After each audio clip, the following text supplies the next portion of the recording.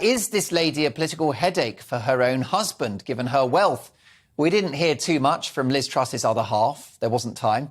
But Boris Johnson was dogged by rumours that his partner, Carrie, was dictating government policy, particularly in relation to the environment. So what is the correct role for a prime ministerial spouse?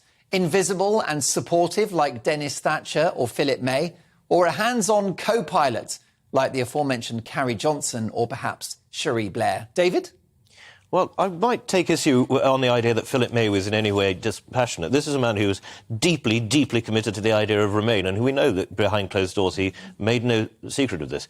I think it's an extremely difficult balance to draw. If you are, as Carrie Johnson was, and as we know Dennis Thatcher was in his own less party political way, a political being, it's ludicrous to expect that just because your partner or husband or wife becomes Prime Minister, you'll be able to turn that side of your personality off. What we should expect, however, is that that partner does not have an undue influence on policy.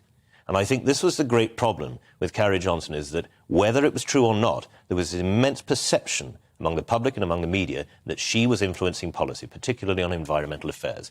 Now, we knew that Dennis Thatcher was an old-fashioned reactionary, die-hard Tory, but there was never, I think, any suspicion that Mrs Thatcher was influenced by that in her making of policy for the nation. We know, for instance, that Cherie Blair has deep, deep convictions on human rights, in which she's an eminent silk. Yet I don't think there was ever any real suspicion beyond conjecture and innuendo that she was influencing Mr Blair in his policy as Prime Minister. So I must say I feel desperately sorry for Rishi Sunak's wife, because Ms Murthy is clearly a woman who dislikes the public glare and who would, if she could, vanish from it for the period of her husband's premiership. That being impossible, I think we have to give her the benefit of the doubt that she will be a dispassionate advisor and support, as any spouse is, to his or her husband or wife, given a role of this type.